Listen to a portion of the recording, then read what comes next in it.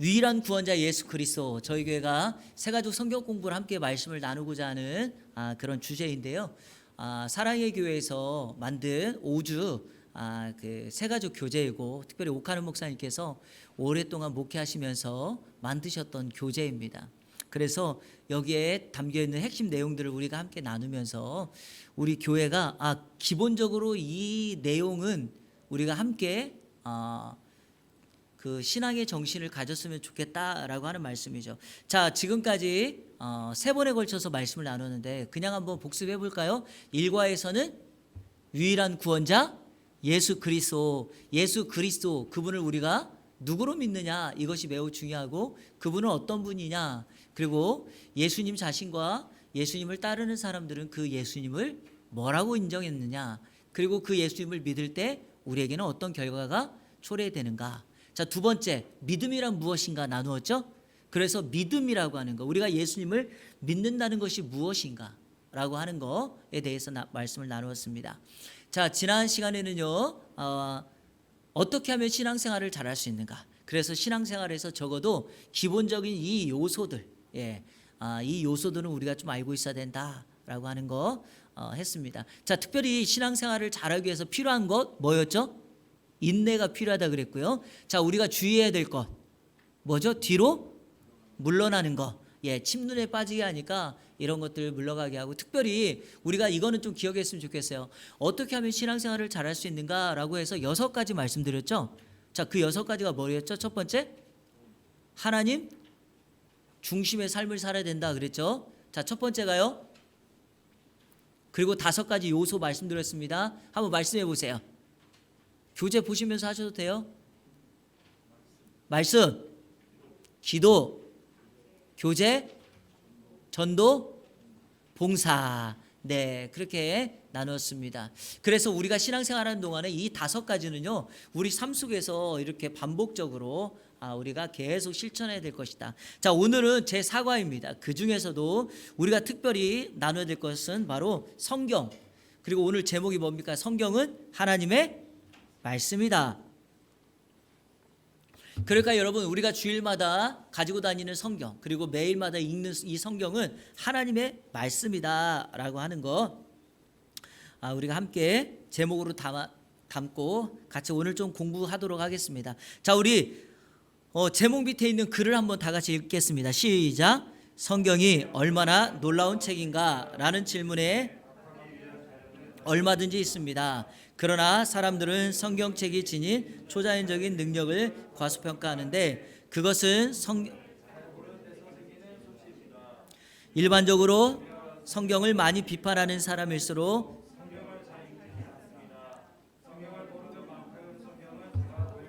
자, 여기까지요. 이게 여러분 중요합니다. 성경을 비판하는 사람일수록 정작 성경을 잘 몰라요. 그러다 보니까 성경을 과소평가하게 되죠. 하지만 성경을 알고 성경을 읽는 사람들은 절대로 그렇게 말하지 않습니다. 왜냐하면 역사적으로 성경을 읽은 사람마다 다 삶이 변화됐고 그의 심령이 살아났기 때문입니다. 자, 우리 그 다음 한번 볼까요? 시작. 밑줄 그어주세요. 시작. 성경은 하나님께서 인간에게 주신, 자, 성경을 다룰 때 이게 가장 중요한 거예요. 성경은 하나님이 인간에게 주신 가장 참되고 유일한 진리예요.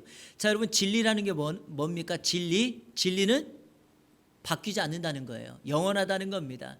여러분, 진리가 바뀐다? 그거 진리 아닙니다. 진리가 뭐 상황이나 환경마다 다른 이야기를 한다? 결코 진리가 될 수 없습니다.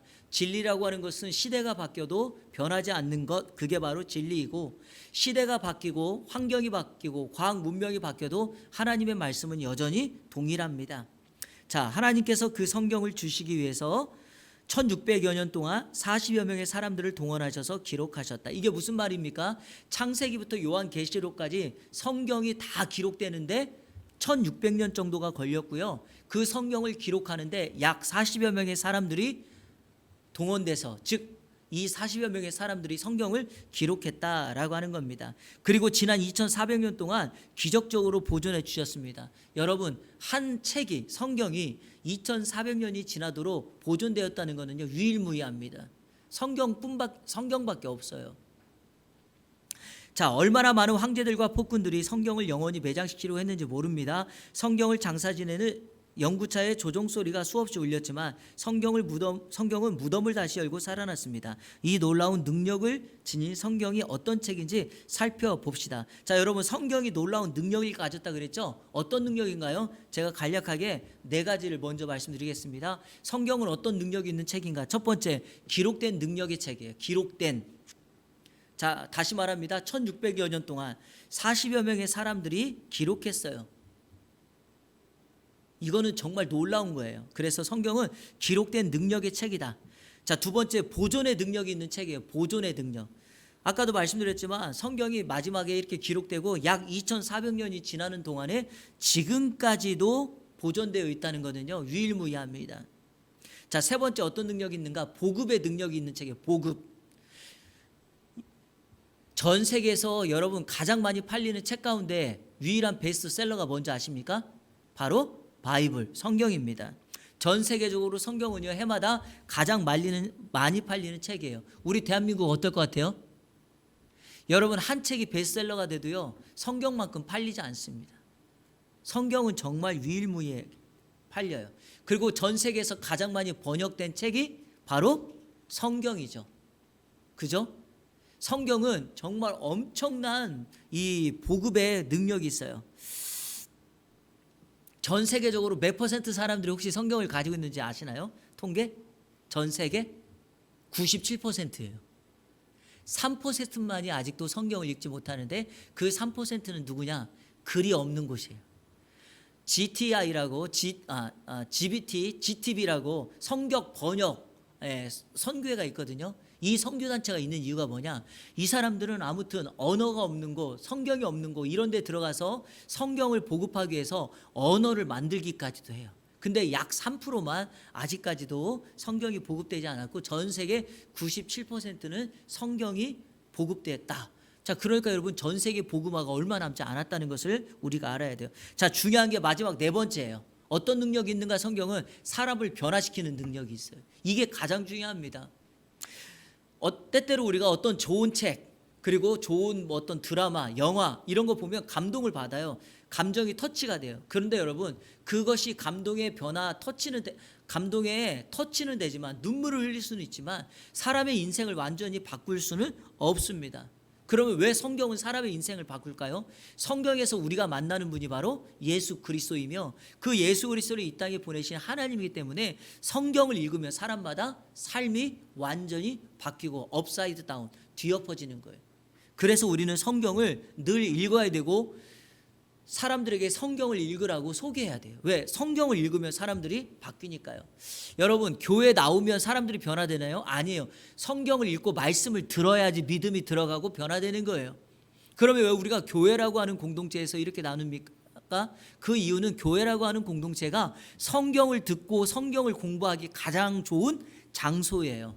그리고 또 하나, 성경은 하나님의 사람들에게 주신 하나님의 능력의 말씀이기 때문에 교회가 교회되도록 하는 것은 바로 성경을 읽고 믿고 믿을 때 그 공동체가 능력이 나타나는 거예요. 자, 그러면 오늘 이러한 전제 조건을 가지고 오늘 질문을 통해서 우리가 한번 성경에 대한 말씀을 나눌 텐데 어려운 내용도 있지만 간략하게 설명드리면서 함께 우리가 기본적으로 알아가야 될 내용들을 다루도록 하겠습니다. 자, 첫 번째, 성경의 저자는 누구입니까? 이거는 바꿔 말하면 성경 누가 썼어요? 우리 이렇게 말하면 다 정답이 될 수 있어요. 하나님이 쓰셨죠? 성령님이 쓰셨죠? 맞아요. 근데 여러분, 아까도 우리가 서론에서 위에 읽었지만 약 1600년 동안 440여 명의 사람들에 의해 쓰여졌다. 이건 뭘까요? 먼저 우리가 기억해야 될 것이 있어요. 자, 먼저 성경의 영감설이라고 하는 것을 꼭 아셔야 돼요. 한번 따라해 보세요. 성경의 영감설. 자, 우리 한번 디모데후서 3장 16절 앞부절만 읽겠습니다. 시작. 모든 성경은 자, 먼저 동그라미 치세요. 모든 성경. 자, 여기서 말하는 모든 성경은 뭘 말합니까? 신구약 전체를 말할 수 있어요. 신구약 전체는 하나님의 감동으로 했다는 거예요. 자, 이거 한번 설명해 볼게요. 감동이라는 게 뭘까? 여기서 말하는 감동, 이거는요, 호흡하다라는 말이에요. 성령의 역사가 임했다는 거예요. 이 똑같은 단어가 구약 성경에서 하나님께서 사람을 만들고 그 코에 뭘 불어넣었죠? 생기 하고 이게 바람을 불어넣었죠. 그 바람이 바로 이 감동이라는 말이에요. 그러니까 하나님이 인간을 만드셨을 때 그 코에 불어넣었던 생기, 바람, 성령이, 하나님의 영이 성경을 기록할 때도 동일하게 성경을 기록한 40여 명의 사람들에게 하나님의 호흡을 불어 넣어 주셨다. 그래서 그게 바로 성경의 영감설이라고 하는 겁니다. 자, 여러분, 이 성경의 영감설에는 세 가지의 그 학적인 그 주장이 있어요. 자, 첫 번째가 기계적 영감설이에요. 기계적이라는 말 자체가 뭐예요? 사람은 기계처럼 받아 썼다라는 거예요. 자, 제가 성경의 저자가 약 40여 명이라 그랬죠. 그러면 하나님이 그 40여 명한테 이렇게 말했다는 거예요. 자, 받아 적어 불러줄게. 그러면 사람은 그것만 뭐 했다? 받아 썼다라고 불리우는 주장이에요. 이거는 여러분 맞지 않아요. 자, 두 번째가 뭐냐? 동력적 영감설, 동력적 영감. 한마디로 말해서 그 필사했다는 거예요. 필사. 죄송합니다. 하나님의 영역과 인간의 영역이 따로 있다라는 거예요. 그러니까 이런 거예요. 자, 하나님은 한쪽 부분만 담당하고 인간이 또 한쪽 부분만 담당해서 동역했다라고 말해요. 이것도 여러분 잘못된 거예요. 자, 그러면 우리 전통적인 개혁교회에서 받아들이는 성경의 영감설이 뭐냐? 세 번째예요. 바로 유기적 영감설. 유기적 영감설이라는 건 무엇입니까? 성경의 저자인 40여 명의 언어, 그의 삶의 배경, 가지고 있는 학력, 그 다음에 그가 가지고 있는 모든 백그라운드, 이런 거를 다 우리 주님께서 사용하셔서 그 인간에게 감동하셔서 성경을 기록했다. 자, 그래서 여러분 우리가 성경을 읽어보면 시대적인 문화와 동떨어져 있지 않죠? 예컨대 대표적인 게 이런 거잖아요. 자, 여러분 예수님께서 첫 번째 기적 행할 때 가나 혼인잔치에서 물을 포도주로 바꾸는 기적을 베풀었죠. 왜 여러분 예수님의 첫 번째 기적이 혼인잔치에서 물을 포도주로 바꾸는 겁니까? 그거는 그냥 주님이 동떨어져서 성경을 기록하기 위해 쓴 게 아니라 이것이 그때 당시 예수님 당시의 결혼의 모양이에요. 모습. 당시 예수님 당시의 결혼은 어떻게 하는가? 신랑 측에 있는 사람들이 신부 측에 가가지고 먼저 일주일 동안 잔치를 벌여요. 그게 지금 그 가나 혼인잔치예요. 자, 그리고 또 하나, 그 예수님 당시의 결혼식의 모든 흥을 돋구는 것은 바로 포도주예요. 그래서 이 집안이 정말 잘 사는 집안이고 이번 결혼식을 잘 치르는가를 뭘 보면 알 수 있냐? 사람들에게 내놓는 포도주의 질을 보면 알 수 있어요. 자, 그러니까 포도주를 사람들이 마시면서 결혼식을 축복하면서 이게 포도주 맛을 보니까 극상품이네. 그러면 이 사람들 참 사람들을 잘 대접하고 이번 결혼식이 참 훌륭하구나 이렇게 말한다는 거예요. 근데 자, 여러분 보세요. 결혼식에서 포도주가 떨어졌어요. 그럼 어떻게 될까요? 모든 흥이 다 깨져버려요. 결혼식이 완전히 파탄지경이 되는 거예요. 왜? 축제로 막 벌어지고 있는 그곳에 마치 폭격 하나가 떨어진 것처럼 그 축하의 연회 장치가 완전히 끝나버리고 마는 거예요. 그런데 예수님께서 물을 포도주로 바꾸면서 이제까지 사람들이 맛보지 못했던 극상품의 포도주를 맛봤다라고 하면서 그 잔치가 가장 이제까지 이전보다도 더 큰 훌륭한 결혼잔치가 되죠. 이게 바로 그때 당시의 문화와 사람들의 모든 환경을 다 우리 주님이 역사하시고 감동하셨다라는 거예요. 이게 바로 유기적 영감설. 유기적. 한번 따라 보세요. 유기적. 이 단어는 꼭 기억하셔야 됩니다. 아셨죠? 자, 기계적, 동력적, 그다음에 유기적 세 가지가 있는데 우리 교회가 그리고 한국 교회가 가장 보편적으로 받아들이는 건 뭐다? 유기적. 이다라는 거예요. 자, 이게 성경의 영감설이고요. 자, 두 번째 성경의 해석. 베드로서 1장 20절 21절 다 같이 읽겠습니다. 시작. 먼저 알 것은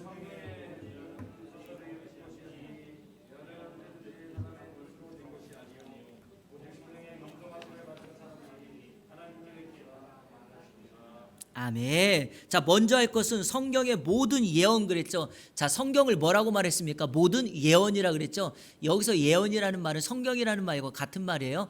왜 여러분 성경을 예언이라고 했을까요? 왜냐하면 성경에 있는 내용 가운데 앞으로 일어날 일에 대한 예언적인 것들이 많이 담겨져 있기 때문에 베드로 사도는 그것을 예언이라고 말했어요. 자, 여러분 성경을 해석할 때 가장 기본적인 그 자세가 뭐냐? 밑줄 그어 놓으세요. 넘버링도 해놓으시고요.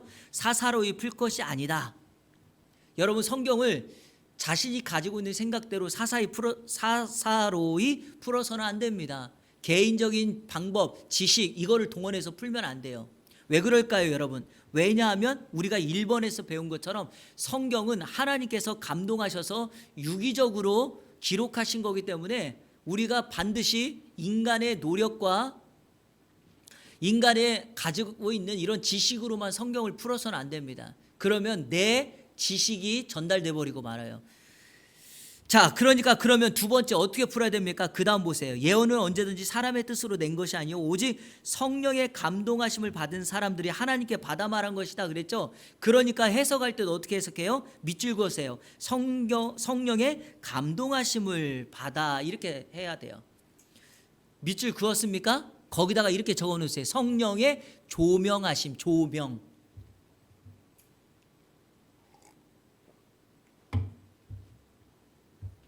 자, 여러분 한번 저를 보세요. 이거 지금 이 서치라이트 있잖아요. 이거 있잖아요. 지금 강단을 이렇게 비추는 거 있죠. 이거를 우리가 조명이라 그러죠. 조명이라는 게 뭐예요? 어두운 것을 밝게 비추는 거죠. 성령의 조명하심이 뭡니까?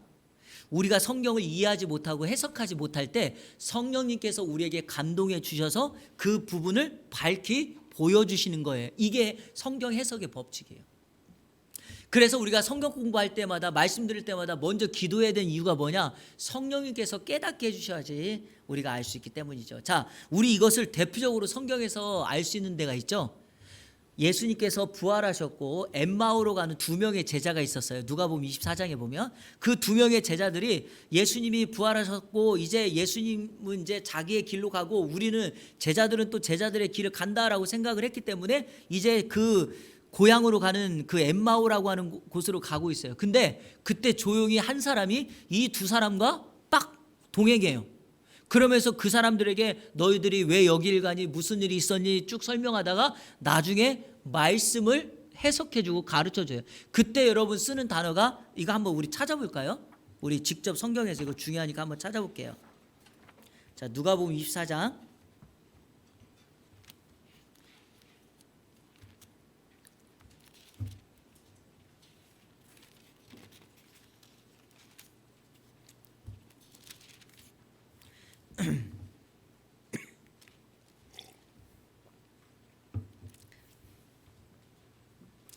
자, 누가복음 24장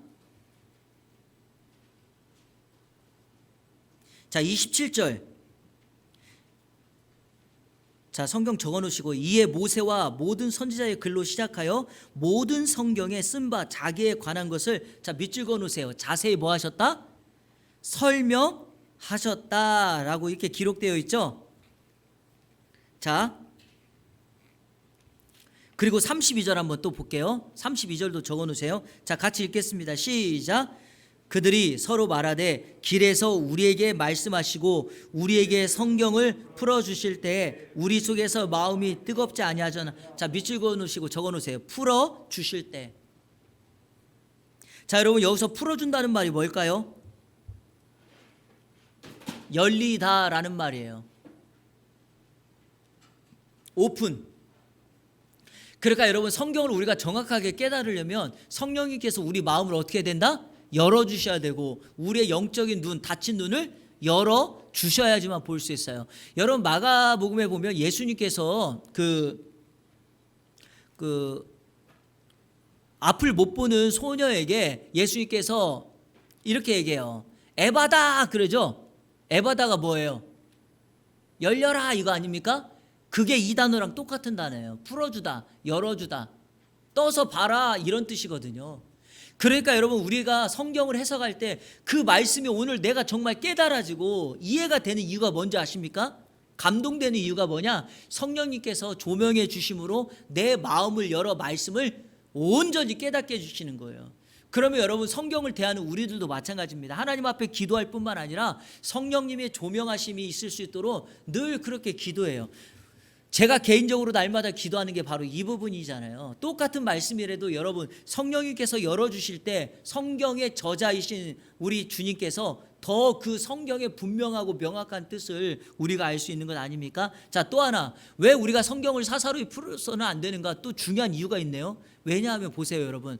자, 성경은 가까이는 2000년 전, 멀리는 2400년 전에 쓴 거니까 2400년도 더 되죠. 약 4000년 전이니까 여러분 그때 당시의 성경을 오늘 우리가 읽고 이해한다는 게 여러분 얼마나 큰 갭, 간격이 있습니까? 그렇기 때문에 성경 당시에 쓰여지고 읽혀졌던 그 성경을 오늘 시대에 정확하게 해석한다는 것은 쉬운 일이 아닙니다. 그래서 그것은 철저하게 우리 주님이 열어주시고 알게 해줄 때만 가능하다. 그래서 우리가 성경 해석할 때 이렇게 기록되어 있는 겁니다. 사사로이 풀지 말고 성령의 감동하심을 받아서 풀어야 된다. 자, 다음 2번 질문 넘어갈게요. 신구약 성경의 주제가 무엇이며 두 성경의 차이점은 무엇입니까? 그랬죠. 자, 여러분 한번 볼게요. 자, 먼저 주제를 한번 보겠습니다. 자, 구약 성경의 주제가 뭐냐? 요한복음 5장 39절 같이 읽겠습니다. 시작. 너희가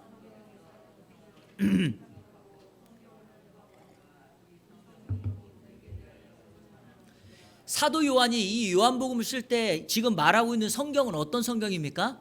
구약에 쓰여진 구약 성경을 말합니다. 그러니까 사도 요한이 이렇게 말하는 거예요. 너희가 성경에서 구약 성경에서 영생을 얻는 줄 생각하고 성경을 연구하거니와 이 성경 구약 성경이 곧 내게 대하여 증언하는 것이다. 내가 누구예요? 예수님이죠. 그러니까 여러분 구약 성경의 주제는 뭡니까? 예수 그리스도입니다. 그렇죠? 자, 그러면 자 2번 신약은 주제가 뭔지 한번 볼게요. 히브리서 1장 1절 2절 시작. 옛적에 선지자들을 통하여 여러분과 여러 모양으로 우리 조상들에게 말씀하신 하나님이. 자, 여러분 됐어요. 먼저 옛적의 선지자들을 통하여 이건 뭐죠? 구약이죠. 자, 그러면 아까 읽었던 다음 하나님이 이 모든 날 시작. 하나님이 이 모든 날 마지막에는 아들을 통하여 우리에게 말씀하셨다. 자, 이 모든 날 마지막 밑줄 그어놓고 신약이라고 써놓으세요. 신약 시대에는 누구를 통하여? 아들을 통하여 우리에게 말씀하였다. 이 말의 의미가 뭡니까? 신약은 예수님이 오셔서 직접 자기에 관하여 말씀하였다 이 말이에요. 구약은 선지자들을 통하여 예수님에 대하여 말을 하였고 신약은 예수님이 오셔서 예수님 자신을 증명하신 거다. 자, 그러면 두 개 정리합니다. 구약의 주제가 뭐예요? 예수님이죠? 신약의 주제는 뭐예요? 예수님이죠. 그러니까 신구약 전체 주제는 누구다? 예수님이다. 그래서 성경의 주제는 예수님에 대한 책이에요. 맞죠? 자, 그러면 차이점은 뭔가? 자, 먼저 차이점 볼게요. 자, 구약과 신약의 차이가 뭐예요? 구약은 예수님을 어떤 분으로 이야기하죠? 앞으로 너희에게 예수님이 임할 것이다. 그래서 구약은 오실 예수님, 오실. 자, 신약은요? 그 약속대로 예언대로 오셨죠. 그래서 신약은 오신 예수님, 구약은 오실 예수님, 신약은 오신 예수님. 여러분 구약 성경 몇 권입니까? 39권. 신약 성경은요? 27권. 39, 27. 어떤 아이에게 성경이 몇 권이냐 그랬더니 한 권이라고 얘기하더라고요. 여러분 가지고 다니는 거 한 권이잖아요. 네, 그것도 틀린 말은 아닙니다. 자, 그런데 구약 성경은 뭘로 쓰여졌죠? 히브리어. 신약 성경은요? 헬라어. 자, 그러면 왜 구약은 히브리어고 신약은 헬라어입니까? 이거는 너무 말도 안 되는 질문이에요. 왜냐하면 시대가 구약 시대는 히브리어를 썼고 신약 시대는 헬라어를 썼으니까 그래요. 만약에 여러분 오늘 같은 시대에 우리 주님이 한국에 오셨다. 그럼 성경을 뭘로 쓸까요? 한국말로 쓰겠죠. 뭐 이거는 뭐 그런 질문을 하면 안 돼요. 왜 히브리어입니까? 아니 성경이 그때 당시에 쓰여졌을 때 그 시대가 히브리어를 썼기 때문에 그래요. 아시겠죠? 자, 자, 근데 여기서 우리가 히브리어하고 헬라어 얘기하면서 여러분에게 한 가지 강조해드리고 싶은 게 있어요. 언어로 쓰였다는 거, 언어로. 자, 언어로 쓰였다는 게 무슨 의미일까요? 반드시 그 성경의 내용은 보존되고 보급돼야 된다는 거, 전해져야 된다는 것 때문에 언어로 쓰였다는 거예요, 여러분. 그래서 이게 중요한 겁니다. 이해가 되시죠? 그리고 신약 시대에 성경이 헬라어로 쓰여졌기 때문에 전 세계, 특별히 로마를 중심으로 하여 헬라를 사용하고 있는 전 세계로 복음이 확산될 수 있었어요. 우리가 지금 수요일마다 살펴보고 있는 사도행전에 보면 바울 사도가 복음을 가는 곳마다 막 전하잖아요. 그 이유가 뭔지 아세요? 그 지역마다 다 뭘 쓰고 있었기 때문에, 헬라어를 쓰고 있기 때문에 이런 일들이 벌어지고 있었다라는 겁니다. 그러니까 여러분, 그 시대에 하나님은 가장 적합한 방법으로 성경을 이렇게 쓰셨다. 자, 세 번째, 그러면 중요한 건 하나님께서 성경을 주신 목적이 무엇인가? 여러분, 성경 왜 주셨어요? 이거 여러분, 의외로 제가 신앙생활을 하면서 성도들에게 성경 공부를 하거나 이렇게 말씀을 나눌 때 보니까 이걸 잘 모르더라고요. 자, 여러분, 성경을 주님이 왜 쓰셨어요? 우리의 뭘 주기 위하여? 구원을 주기 위함이에요. 이건 분명해요. 자, 우리 성경 요한복음 20장 31절 시작.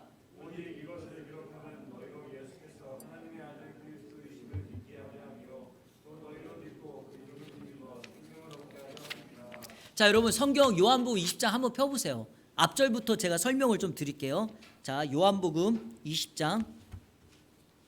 자, 이거는 중요하니까 제가 앞절부터 좀 설명을 드릴게요.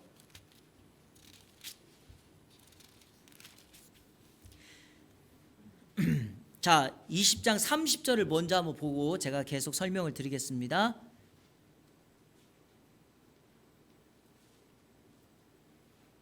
(20장 30절) 시작.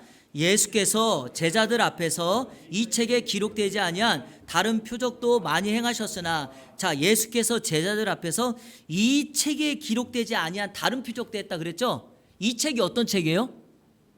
요한복음이죠? 요한복음이에요. 자, 그럼 요한복음에는 어떤 내용을 다루고 있죠? 이 책에 기록되지 아니한 다른 표적. 자, 그러니까 요한복음에는 뭘 기록했다는 거예요? 표적을 기록했다는 거예요.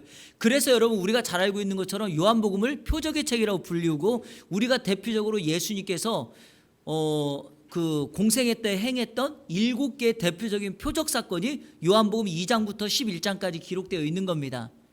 이해되셨죠? 자, 그러면 이 책에 기록되지 아니한 다른 표적들을 행했지만, 자, 이 책에 기록되어 있는 것, 자, 31절 오직 뭐예요? 이것을 기록하면, 자, 이것이, 자, 우리 교재에다가 이것이라는 말에 동그라미 쳐놓으세요. 이것을 기록했다는 건 이것이 뭐예요? 요한복음에 있는 표적을 이야기합니다. 요한복음의 내용이에요. 아시겠죠? 자, 요한복음에 있는 것들을 기록한 이유가 뭐냐? 두 가지 이유가 있다 그랬어요. 첫 번째, 뭐하기 위해서? 예수께서 하나님의 아들 그리스도이심을 뭐하게 하기 위하여? 믿게 하기 위하여. 밑줄 그으세요. 예수님을 믿게 하려고 하는 거예요. 근데 누구로 믿는다? 예수님을? 예수께서 하나님의 아들 그리스도이심을 믿게 하려고. 됐죠? 자, 두 번째, 그 다음 읽어볼게요. 또 너희로 믿고, 자, 믿고 뭐하기 위하여? 그 이름을 힘입어 생명 얻게 하려고. 그래서 여기 이번에 뭐 얻게 하려고? 생명 얻게 하려고 했다라고 기록되어 있는 거예요. 여러분, 성경을 우리에게 주신 목적, 이유가 뭡니까? 우리를 예수 믿게 하여 구원 얻어 생명 얻는 거예요. 그게 바로 성경에 담겨져 있는 거예요. 여러분, 우리가 왜 성경을 읽고 듣고 공부하고 묵상하고 암송해야 됩니까? 자, 여러분, 지난 시간에 우리 배웠던 거, 제가 여러분에게 나눠드렸던 유인물 중에 그 성경손, 그 기억나시나요? 자, 그 한번 그림 다시 한번 보세요. 그 3가 뒤에 붙어 있어요. 예, 지난주에 나눠드렸고, 자, 그림 있죠? 성경손 있죠? 성경책을 이렇게 딱 잡는 그림. 자, 있죠? 네. 자, 우리 새끼손가락 뭐예요? 듣기. 왜 그러죠? 가장 쉬우니까. 두 번째, 읽기. 세 번째, 공부. 네 번째, 암송. 네 번째, 묵상. 이 5가지가 해야 되는데 왜 해야 됩니까? 이것을 반복적으로 행해야지 우리에게 구원의 은혜를 주고, 자, 구원받은 우리라고 한다면 하나님이 우리에게 주신 생명을 더욱더 뭐하게 하기 위해서? 흔들림 없이 강하게 하기 위함이에요. 그래서 여러분, 성경을 우리가 공부하고 듣기부터 시작해서 묵상하기까지 우리가 그 일을 해야 합니다. 아시겠죠? 자, 교재 넘겨보세요. 자, 두 번째, 우리에게 성경을 주신 목적이 뭐다? 신앙생활에 지침을 주기 위함이에요. 그러니까 여러분, 성도는요, 다른 데서 신앙생활 지침 찾는 거 아닙니다. 성경에서 말씀하시는 대로 해야 되는데, 그러면 그 지침이 뭔가? 디모데후서 3장 16절 17절 다 같이 읽겠습니다. 시작. 모든 성경은 하나님의 감동으로 된 것으로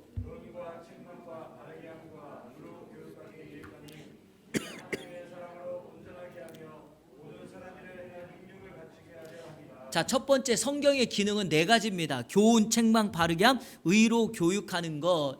여러분, 이렇게 네 가지로 교육하기 유익한 것은 성경밖에 없어요. 자, 여러분, 교훈이 뭡니까? 교훈은 항상 기준이에요. 우리가 따라가야 될 기준이 바로 교훈이에요. 삶의 이정표, 그게 교훈입니다. 자, 두 번째 책망은 뭐예요? 우리가 이정표를 향하여 가는데 종종 뜻하지 않게 이렇게 옆길로 빠질 때가 있죠. 죄를 진다든지 사단이나 세상의 유혹에 딱 빠졌을 때, 그때 여러분 말씀을 통하여 우리에게 이렇게 말해요. 너 지금 탈선했어. 너 지금 잘못 가고 있어. 그게 책망이에요. 그러니까 우리의 잘못을 지적해 주는 거라고 볼 수 있어요. 자, 세 번째 바르게 함이 뭐죠? 여러분, 바르게 함은, 자, 여기 보세요. 이정표를 향하여 가는데 탈선했잖아요. 그럼 탈선하면 다시 뭘로 올라가야 돼요? 원래 가야 될 길로 올라가야 되죠. 그때 원래 갈 수 있는 길로 올라서도록 만드는 게 바르게 함이에요. 다시 말해서 우리가 떨어진 그 자리에서, 넘어진 그 자리에서 일어서서 다시 이정표를 향하여 나아가는 그 길에 서게 하는 게 바로 바르게 함인데, 그것도 여러분 성경으로만 가능해요. 자, 마지막 네 번째, 의로 교육한다는 거죠. 여러분, 이 의라는 건 무엇입니까? 교훈에서 말했던 그 이정표를 향하여 흔들림 없이 계속 전진할 수 있도록 만드는 거예요. 그래서 여러분, 의라고, 의의 반대말이 불의잖아요. 불의. 불의가 뭐예요? 성경에서 불의는 죄다 이렇게 말을 했어요. 그러니까 성도들이 의롭다라는 무엇인가, 하나님의 말씀을 붙들고 죄짓지 않고 그 우리가 원래 가야 될 신앙의 그 이정표를 향하여 목표를 바라보며 예수 그리스도 표대를 바라보며 그 길을 향하여 계속해서 전진해 나가는 것이 신앙의 바른 모습이다. 여러분, 성경에는 이런 네 가지 기능이 있습니다. 자, 그러면 한번 물어볼게요. 여러분, 내 삶이 흔들린다, 어떻게 가야 될지 모른다, 무언가 내가 분명한 목표를 세우지 못하였다. 그때 여러분의 삶에 가장 중요하게 목표를 세워주고 가야 될 길을 제시하고 하는 게 뭘까요? 말씀이라는 말이에요. 그래서 성도는 말씀 따라간다. 이게 정말 중요한 겁니다. 자, 두 번째, 우리 생활에 지침을 줄 때 그 목적이 뭐냐? 자, 여기 17절, 디모데전서 3장 17절 다시 한번 읽어볼게요. 이는 하나님의 사람은, 이 부분 시작. 이는 하나님의 사람으로 온전하게 하며 모든 선한 일을 행할 능력을 갖추게 하려 합니다. 두 가지예요. 하나는 뭐예요? 하나님의 사람으로 온전하게 하며. 자, 근데 여러분, 제가 여기다 이렇게 썼죠. 무장시켜준다 그랬죠. 여기 온전하게 한다는 말이 어느 때 쓰는 단어냐면 이런 단어예요. 여러분, equip이라는 영어 단어를 써서 equip, 준비시킨다, 구비시킨다, 이 말이에요. 이거를 다시 말하면 무장시킨다는 말이에요. 다시 말해볼까요? 여러분, 한 군인이 전쟁에 나가서 싸워서 이기려면, 자기 생명을 지키려면 어떻게 될까요? 훈련하면서 자기 스스로가 총도 바르게 쓰고, 총이나 활이나 총알이 날라올 때 자기 생명을 지킬 수 있도록 무장하는 거 있죠? 제가 대학생 때 1년 동안 사역했던 그 노량진에 있는 한 교회의 목사님이 월남전에 다녀오신 분이에요. 근데 그분이 지금 아마 소천하셨을 것 같아요. 왜냐하면 거의 30년 전이니까. 근데 그 목사님이 저한테 이런 설명을, 저한테 한 게 아니고 설교 시간에 그 얘기를 하더라고요. 월남전에 갔을 때 자기 생명을 지킬 때 가장 중요한 게 뭔지 아냐고. 여러분, 혹시 뭘 것 같아요? 전쟁터에서 생명을 지킬 때 가장 중요한 거. 헬멧이에요. 헬멧. 모자 있잖아요. 전투 때 쓰는 모자. 근데 여러분, 그 모자가 어떻게 생긴지 아십니까? 둥그랗게 돼 있죠. 둥그렇게, 이렇게 둥그렇게. 그 왜 그러냐면, 여러분, 이 모자는요, 웬만해 가지고 총을 쏘서는 그걸 뚫을 수가 없대요. 왜 그러냐면 이 모자가요, 정말 이렇게 딱 멈춰놓고 뭔가로 정확하게 내리치지 않는 순간은 이 총알이 칠 때, 아니면 파편이 딱 튀잖아요. 그럼 모자를 쓰고 있을 때 모자에 맞으면 그 모자가 안에서 핑글이 휙 돌아가는 거예요.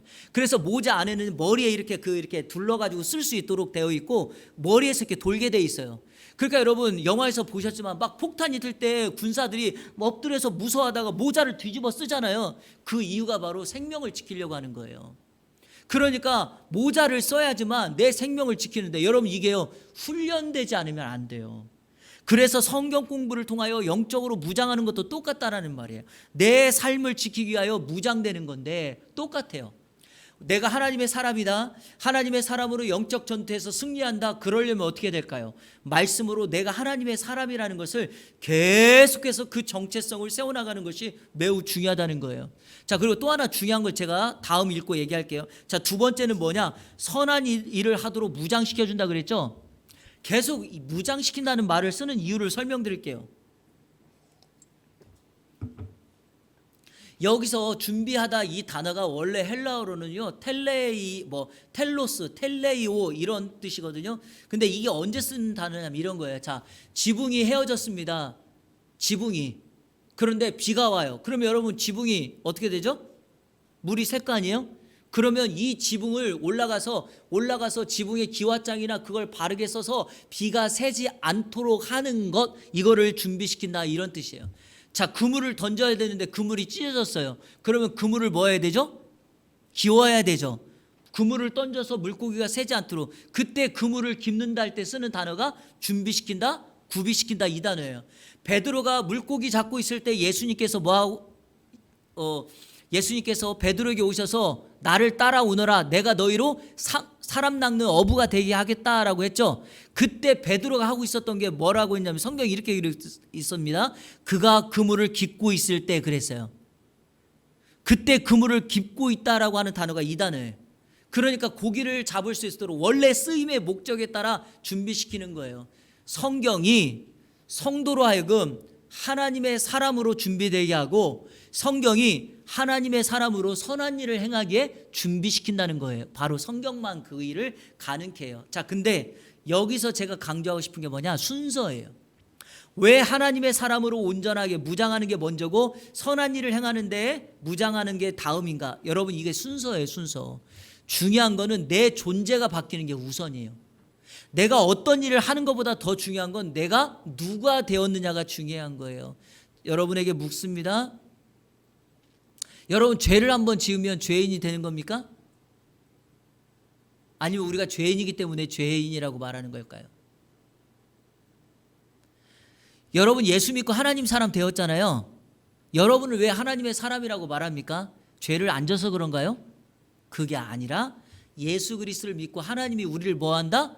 의롭다 칭해 주심으로 내 존재가 새로운 피조물이 되었다라는 거예요. 그래서 성경의 가장 놀라운 변화는 뭐냐? 내 존재가 바뀌었다는 것이 내가 착한 일을 한 번 했다고 착한 사람이 아니라 내 존재가 하나님의 자녀이기 때문에 내가 선한 일을 행한다. 이게 온전한 거예요. 그래서 이 두 개를 가리켜 학자들은, 철학자들은 이런 얘기를 해요. being, 존재 문제냐, doing, 사역의 문제냐 이렇게 말을 하는데 중요한 건 존재입니다. 아시겠죠? 우리가 하나님의 자녀가 되었으니 선한 일을 하는 것이 마땅하니라 이 말입니다. 그러므로 하나님의 사람으로서 계속 나 자신을 준비시키고 하나님의 사람으로서 선한 일을 행하는 일에 말씀을 통하여 나를 준비시키고 훈련해야 된다. 이게 바로 성경을 우리에게 주신 목적입니다. 자, 다시 정리해요. 성경을 우리에게 왜 주셨습니까? 첫 번째, 우리를 구원하도록. 두 번째, 우리를 신앙생활에 좋은 지침을 주기 위하여. 자, 넘어갑니다. 네 번째, 성경의 권위에 대한 예수님의 태도. 무슨 말이냐면 예수님은 성경을 어떻게 보셨나는 거예요. 제가 오늘 아침에 설교할 때 잠깐 말씀드렸죠. 마태복음 5장 18절 다 같이 읽겠습니다. 시작. 진실로 너에게 이르노니.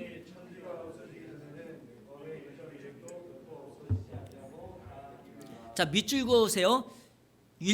율법의 1.1획도 결코 없어지지 아니하고. 거기까지 1번.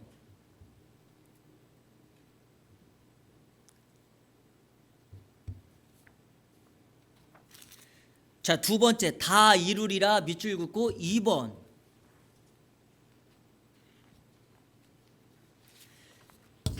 자, 여러분 성경의 권위에 대해서 예수님은 성경이 반드시 없어지지 않을 것이라고 말을 했습니다. 이유가 뭐죠? 진리이기 때문에 그래요. 여러분 성경은 사라지지 않습니다. 꽃은 마르고 풀은 마르고 꽃은 시드나 여호와의 말씀은 영원히 세세토록 무궁하리라. 베드로전서에서 말했던 것처럼 하나님의 말씀은 결코 1.1획도 사라지지 않습니다. 자, 두 번째 또 하나의 하나님 말씀의 특징이 뭐냐? 성경에 기록된 것은 다 성취될 것입니다. 자, 여러분, 유일하게 아직까지 성취되지 않은 말씀 있죠? 뭐죠? 예수님의 재림. 이거는 성취되지 않은 것이 아니라 ing예요. 될 건데 아직 안 된 거. 아직 not yet. 아직 안 된 거예요. 될 거예요. 그러니까 여러분, 예수님 다시 오세요. 그때까지 여러분 준비하셔야 됩니다. 그리스도의 신부로 지혜로운 다섯 처녀처럼 기름을 준비하여 그 신랑을 맞이할 수 있도록 날마다 여러분을 정결케 하면서 그렇게 해야 돼요. 이런 것을 준비하지 않는 사람들은 둘 중에 하나예요. 하나는 그 여러분 얼마 전에 이단들 보셨는지 모르겠지만 피지섬에 가가지고 자기들끼리 뭉쳐 살아요. 이거 말도 안 되는 거예요. 두 번째는 뭐냐? 또 무감각해요. 아이, 오겠어. 지금 시대가 이런데 오겠어. 이러고 무감각하게 살면 큰일이에요. 제가 늘 얘기하지만 너무 한쪽으로 치우쳐지는 양극단은 위험해요. 그래서 신앙이라고 하는 것은 늘 균형이에요. 자, 그러면 제가 이렇게 묻겠습니다. 예수님이 오셔서 반드시 말씀을 성취하시고 재림하시는데, 그러면 재림을 가장 잘 준비하는 방법이 뭘까요? 두려워 떠는 겁니까? 민감하게 긴장하면서 하는 겁니까? 그게 아니라 가장 바람직한 성도는 평상시 때 삶처럼 사는 거예요. 늘 하나님을 두려워하면서, 늘 사람들에게 주의 복음을 전하면서, 그리고 늘 주님이 언제 오시더라도 뭐 하는 거예요? 그분을 맞이할 수 있도록 준비하는 거예요. 제가 고등학교 때 제가 이 얘기 옛날에 한번 했을 텐데, 고등학교 때 믿음이 진짜 좋은 애가 있어요. 저보다 더 좋은 애였어요. 고등학교 때까지는. 지금은 몰라요, 그 친구가 어떻게 했는지. 근데 이 친구가 고등학교 때 우리 그 선생님 중에 한 분이 장로님이 계셨는데, 이 선생님 장로님 와서 질문을 한 거예요. 애들한테. 크리스찬 아이들도 있으니까, 자, 내일 종말이 온다면 너희들 뭐 할래? 근데 그 믿음 좋은 친구가 저보다 먼저 말했는데, 그 친구가 이렇게 대답한 거예요. 저는요, 교회 가서 그 죽어갈 영혼들을 위하여 기도하겠습니다. 그런 거예요. 제가 그냥 내가 먼저 믿음 있게 얘기를 했어야 되는데, 그런 생각을 굴뚝같이 하고 있었거든요, 고등학교 때. 근데 그 장로님이, 선생님이 이렇게 얘기하더라고요.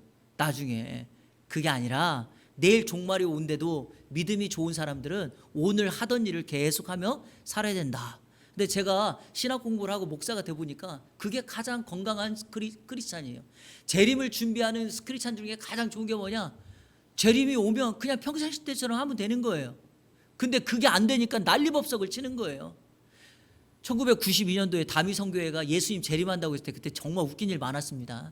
TV에 보니까 갑자기요, 방에서 잠자고 있어야 될 아들이요, 잠옷을 그대로 잠옷은 개껴 있고 사라져버린 거예요. 엄마 놀리려고 이 친구가 도망간 거예요.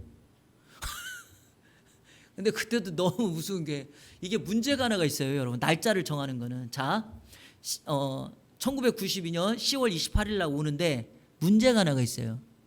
한국 시간이에요? 미국 시간이에요? 아프리카 시간이에요? 언제예요, 그날이? 그러니까 안 맞는 거예요, 이게. 그래서 성경은 우리 주님이 뭐라고 말했습니까? 그날과 그 시는 아버지 권한에 둔 거지 알 바가 아닌 거. 우리 알 수도 없어요. 근데 늘 이단들은 이걸 가지고 성도들을 막 유혹하니까 이런 식이 돼버리는 거예요. 꼭 기억하십시오. 성경을 모르니까 당하는 거예요. 자, 다섯 번째, 성경에 대한 신자의 태도. 그러면 우리는 성경을 어떻게 돼야 됩니까? 자, 우리 여기 요한계시록 1장 3절 시작. 이 예언의 말씀을 읽는 자와 듣는 자와, 자, 여러분 밑줄 한번 먼저 그으세요. 때가 가깝다. 이건 뭡니까? 주님 다시 오실 때가 됐다는 얘기죠. 자, 그러면 주님 다시 오실 때가 가까울수록 성도는 평상시 어떤 삶을 가지고 성경을 대해야 됩니까? 자, 밑줄 그으세요. 첫 번째, 읽는 자. 그러니까 말씀을 뭐 하는 사람이 되라? 읽는 사람 돼야 된다. 자, 두 번째는요, 듣는 자. 뭐 하는 사람 되라? 듣는 사람 되라. 자, 가장 중요한 건 세 번째죠. 뭐예요? 지키는 자. 여러분, 이 지키는 자가 뭡니까? 순종한다는 거죠. 말씀대로 순종하는 거예요. 여러분, 중요한 것은 우리가 하나님의 말씀을 이렇게 지켜나가면 어떻게 된다? 말씀에 대한 바른 태도를 갖는다. 자, 이거는 우리 성경 그냥 간단하게 찾아보고 넘어갈게요. 이렇게 하면, 자, 먼저 여호수아 1장 8절 우리 암송하시는 분들 많을 텐데 자 여호수아 1장 8절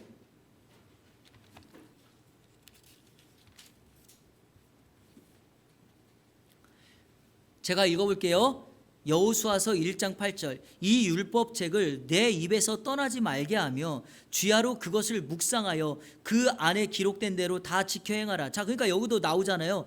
율법책을 내 입에서 떠나지 말게 하며 이게 뭐예요? 읽고 듣고 하는 거죠. 자 주야로 그것을 묵상하여 묵상하는 거죠. 그 안에 기록된 대로 다 지켜 행하라. 순종하는 거죠. 그리하면 자 밑줄 그으세요. 내 길이 평탄하게 될 것이며 내가 형통하리라. 인생의 참된 형통이 바로 여기 있습니다. 하나님의 말씀을 읽고 듣고 공부하고 묵상하고 순종하는 사람에게 하나님은 형통의 삶을 허락해 주십니다. 자 우리 대표적으로 시편 우리 잘 아는 1편 1절부터 3절 복 있는 사람은 악인들의 꾀를 따르지 아니하며 죄인들의 길에 서지 아니하며 오만한 자들의 자리에 앉지 아니하고 대신에 2절 시작 오직 여호와의 율법을 즐거워하여 그 율법을 주야로 자 율법을 주야로 묵상한다. 그러면 어떻게 됩니까? 3절 시작 그는 시냇가에 심은 나무가 철을 따라 열매를 맺으며 그 잎사귀가 마르지 아니한 같으니 그가 하는 모든 일이 다 형통하리라. 아멘. 제가요 여러분 여기 앞에 이거 화분 좀 한번 보실래요? 우리 구장로님 가정에서 우리 그 손자 한빈이 돌 기념으로 이게 화분을 옆에 했잖아요. 근데 제가 이번만 이거를 좀 잘 살려보겠다고 다짐을 하고 엄청 애를 씁니다. 여러분들은 모르시겠지만 제가 교회 9시 조금 넘어서 출근하는데 출근하면은요 이 불을 이 형광등 2개를 다 켜놓습니다. 그리고 저 선풍기를 켜놓습니다. 너무 오래 틀었다 싶으면 저걸 끄고 이 선풍기를 여기다 이렇게 틀어놓습니다. 우리 황민문 집사님이 알려주셨는데 선풍기를 적절하게 틀어줘서 바람을 세게 해야 된다는 거예요. 여러분 모르실 거예요. 제가 지금 그거를 계속 반복하거든요. 근데 놀라운 사실 우리 이제까지 저희 교회 개척되고 양쪽에 이 화분이 몇 번 있었거든요. 2달, 석 달을 못 갔어요. 근데 지금 이게 아직까지도 가요. 여러분 놀라운 거는 이 잎사귀가 지금 진짜 그냥 제가 조금 그냥 뻥튀기 해가지고 요만했던 게 지금 이만해졌어요. 이거 보세요. 엄청 크죠? 제가 이걸 보면서 야, 이 관심과 사랑이 이 식물을 이렇게 자라게 하는데 여러분 보기에도 아름답잖아요. 그런데요 말씀에 순종하여 말씀대로 지키잖아요. 그럼 그 모습이 이렇게 된다는 거예요. 보기에도 좋을 뿐만 아니라 그가 하는 모든 일이 다 형통해진대요. 와 멋지죠? 그래서 여러분 우리가 말씀이 왜 이렇게 중요하냐? 그 말씀대로 순종하고 말씀대로 살아가는 사람의 인생은 자기 자신뿐만 아니라 주변 사람에게도 이런 영향력을 끼치고 기쁨을 줄 수 있다. 저는 반드시 믿습니다. 그래서 말씀의 사람은 누군가에게 반드시 그 말씀에 영향력을 끼칠 수 있어요. 우리 성도님들 성경은 하나님의 말씀이 맞습니다. 자 우리 마지막 결론으로 6번 한번 보세요. 성경은 어떻게 구성되어 있는가? 이렇게 구성되어 있다는 거. 이걸 기록한 이유가 이 교재가요 세가족 양육이잖아요. 그러니까 세가족들은 성경이 어떻게 기록됐는지 잘 모르고 몇 권인지 모르니까 자 구약은 39권이고 신약은 27권인데 구약은 이렇게 돼 있어요. 모세오경 율법서라고 말하는 거예요. 역사서, 시가서, 예언서라고 하는 4개의 카테고리로 되어 있고 신약은 사복음서, 역사서, 바울서신, 공동서신, 예언서 이렇게 되어 있는데 신약도 이거는 사실 이렇게 원래 되어 있어요. 사복음서, 복음서, 그 다음에 역사서, 서신서 그리고 예언서 이렇게 되어 있는데 이거를 조금 나누는 거예요. 자 그렇게 해서 66권이다. 옛날에는요 이거를 배울 때 우리 성경 목록가라고 노래 있잖아요. 이렇게 한 거예요. 장세기, 출애굽기, 레위기, 민수기, 신명기, 여호수아, 사사기, 룻기, 사무엘, 상하, 열왕기, 상하, 역대, 상하, 에스라, 느헤미야, 에스더, 욥기, 시편, 잠언, 전도서, 아가, 이사야, 예레미야, 에가, 에스겔. 넘어갈게요. 그렇게 하고 요한계시록 성경은 66권이래요 하고 이렇게 끝나는 거예요. 노래로 외우면 쉬운데 뭐 그나저나 노래로 하든 그냥 읽든 암송은 해야 될 거 아니냐고요. 순서를 알아야 되잖아요. 그러니까 66권 이거를 반복해서 읽으면서 아 구약은 39권이고 신약은 27권이고 구약은 이렇게 4가지로 되어 있네. 신약도 네 가지로 되어 있네. 이 내용을 알고요. 다음에 혹시 제가 기회가 있어서 여러분들에게 구약이나 신약을 개관하며 아니면 신구약 파노라마를 할 기회가 있으면 그때 조금 더 자세히 재밌게 설명을 해드리도록 하겠습니다. 자, 오늘 말씀 간략하게 정리만 하고 마치겠습니다. 성경은 뭐다? 하나님의 말씀이다. 성경 능력 있는 책입니다. 그렇죠? 자, 우리 성경 꼭 기억하시고 이 성경이 우리에게 구원을 주고 신앙생활에 지침이 준다라고 하는 거 가장 중요한 사실을 아시고 여러분들 그렇게 공부해 나가시기를 바랍니다.